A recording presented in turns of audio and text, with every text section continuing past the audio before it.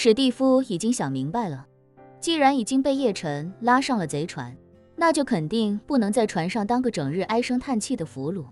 借用华夏古人的话说，既来之则安之，得想办法在叶晨这艘船上安稳下来才是最重要的。因为自己将来能不能当族长，几乎就取决于叶晨的一念之间了。他不想让自己当，只需要让海伦娜隔三差五的给老爷子推销一点丹药，自己基本上就可以在太子的位子上坐到死了。所以无论是自己能不能当族长，亦或者自己将来能不能长寿，都要看叶晨的意思。既然这样，那何不干干脆脆跟着他混得了？既然想跟着他混，首先就得拿出点诚意来，亲自来金陵投资，是一个人和钱都过来的好办法。叶晨见史蒂夫表了态，便笑着说道，金陵是个人杰地灵的好地方，既然罗斯柴尔德先生打算来金陵投资，那我作为金陵人，自然是热烈欢迎。史蒂夫生怕叶晨不愿意带自己玩，不过现在见他表示了欢迎，便松了一口气，毫不犹豫地说道，有叶先生这句话，我就放心了。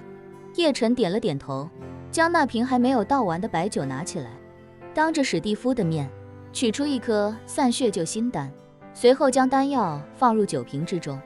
乌黑的丹药进到酒里便瞬间融化，将酒体染成了淡淡的灰褐色。史蒂夫都看惊了，心想这难道是要给自己喝吗？紧接着叶晨拿起酒杯给周良运倒了一些，随后给史蒂夫的杯子里又倒了少许。史蒂夫眼看叶晨倒给周良运的差不多有2/5，倒给自己的差不多也就1/5的样子，连忙说道，叶先生，我还能再多喝一点。叶晨微笑道，史蒂夫，药酒虽好，可不要贪杯哦。说完把剩下的倒进了自己的杯子里。史蒂夫眼馋不已，但也不敢多说什么，毕竟这1/5也是白来的，这时候要是表现得贪心，怕是会让叶晨反感。于是他便非常恭敬地说道，谢谢叶先生，谢谢叶先生。周良运也受宠若惊地说道，叶少爷，这实在是太感谢了。叶晨淡然一笑，开口道，周叔叔，我们之前不必这么客气，咱们一起干了这杯，只当是提前欢迎史蒂夫来金陵了。以后他成了金陵投资最高的外商，咱们也算是为国家为金陵拉动外资出一份力了。周良运重重点头，端起酒杯来说道，那就提前欢迎史蒂夫来金陵投资。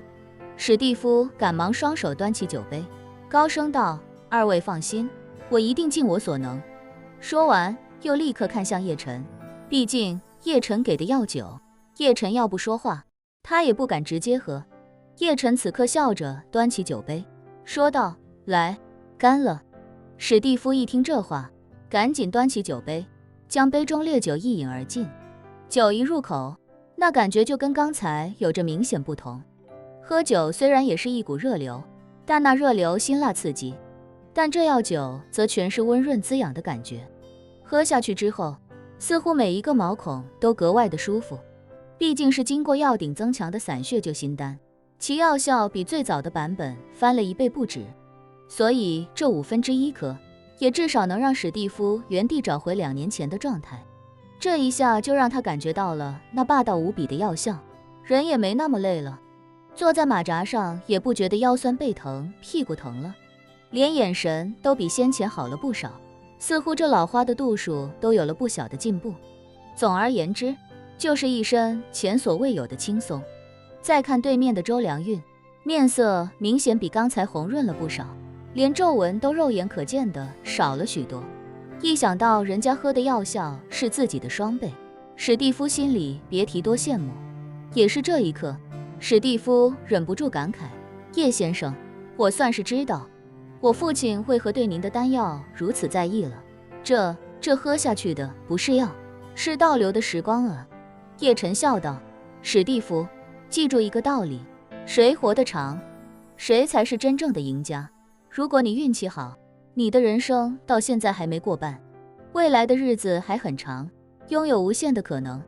史蒂夫赶紧站起身来，向着叶晨深深鞠了一躬，叶先生说的是，希望我将来能有机会常伴叶先生左右，时刻聆听叶先生教诲。当叶晨与周良运、史蒂夫推杯换盏的时候，萧长坤找了一家便宜的快捷宾馆住了下来。他不敢让女儿女婿知道自己回国，又不舍得多花钱住宿，所以便只能在快捷宾馆凑合一晚。明天一早去机场，飞回迪拜与马兰回合。在发霉发臭的卫生间里洗了澡之后，萧长坤躺在破旧不堪的床上，眼泪又再次抑制不住夺眶而出。他这辈子错过的好机会不少，韩美琴是一个，北宋鎏金铜佛是第二个。除此之外，他仔细回想了自己这辈子，似乎就没抓住过什么好机会。好不容易混进书画协会，当了个常务副会长，也被自己给玩脱了。现在他还要躺在床上，抱着手机给裴会长编写请辞邮件。不过他也知道，请辞邮件就是走个过场，表明一下自己的态度，也好给裴会长为自己斡旋留下空间。而此时裴会长在家里也没闲着，他通过多方打听，找到了洪五爷的手机号。迟疑再三，他还是给洪五爷打去了电话。在他看来，自己是萧长坤的上司，而萧长坤与洪五爷关系交好，自己现在顶着压力必须要处理萧长坤，理应跟洪五爷打个招呼，否则万一洪五爷回头怪罪到自己头上，自己岂不是平白无故就把他得罪了？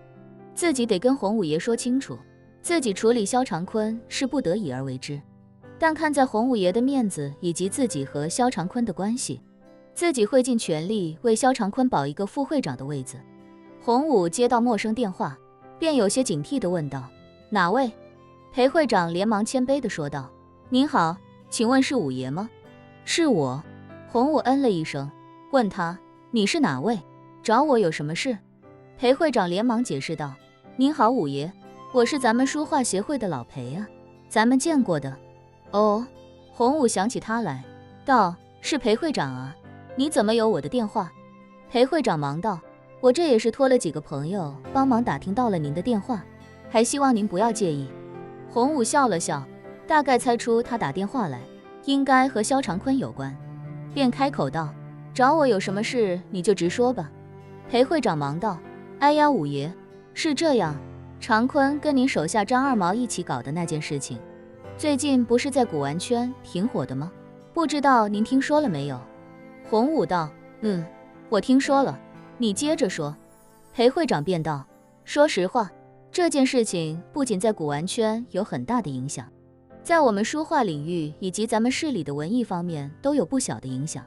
你也知道，我之前已经把长坤提到了常务副会长的位子上，还打算等我离开书画协会，就想办法把他提正。”说到这，裴会长叹了口气，无奈地说道：“说心里话，我是很想保住他常务副会长这个位置的，但是这件事情的影响太大，而且也确实比较恶劣，我现在也顶不住这个压力，所以只能让长坤委屈一下，先把常务副会长这个位置让出来，然后我尽可能的把手下安抚好之后，再给他安排一个普通副会长的职位。我个人感觉成功率还是比较大，要是万一这样解决不了的话，我最次也给长坤留一个主任的职位，您意下如何？”洪武知道他的意图，就是生怕自己回头因为萧长坤被降职而怪罪他。按理说，自己现在嗯了一声，说一句那就辛苦裴会长了，这件事基本上也就过去了。回头萧长坤应该也能像裴会长说的，至少留一个主任的职位。不过他转念一想，叶晨叶大师的态度已经很明朗了，就是要让萧长坤尝点教训，自己要是这时候再帮他背书，岂不是与叶晨的想法背道而驰？想到这里，他故作诧异地问裴会长：“你们书画协会内部的事情干嘛要跟我说呢？我又不是你们协会的成员，谁干什么不干什么，跟我有什么关系？”啊！裴会长一下子没回过神来，他听得出洪武语气似乎有些不悦，但一时间捕捉不到这不悦的来源究竟是什么，是对自己打电话找他汇报的行为不满，还是对自己的处理方法不满，亦或者是压根就不想管这件事。把握不到关键点的裴会长赶紧说道：“五爷，我跟您汇报也是不想回头您对这件事情有什么误会，我也是担心万一您知道长坤被降了职，心情不高兴。”洪武直截了当地说道：“跟我又没有关系，我有什么高兴不高兴的？你们书画协会就算是明天原地解散了，跟我也是八竿子打不着啊。”说着，他有些不耐烦地说道：“行了，我这边还有事，就先挂了。你没什么事也不要给我打电话。”裴会长还没反应过来，电话那边就已经传来嘟嘟的忙音，提示他对方已经挂线。这下轮到裴会长一头雾水了，他忍不住自言自语地嘀咕道：“洪五爷，这到底是啥意思啊？不想管萧长坤的死活了？他之前对萧长坤不是挺客气的吗？”裴会长老婆从卧室走出来，看着一脸茫然的裴会长，忍不住问：“老裴，洪五爷在电话里咋说的？”裴会长道：“他说书画协会的事情跟他没关系，说就算解散了跟他也没关系。”裴会长的老婆立刻说道：“这还用想吗？肯定是他不打算管萧长坤的事了呀。”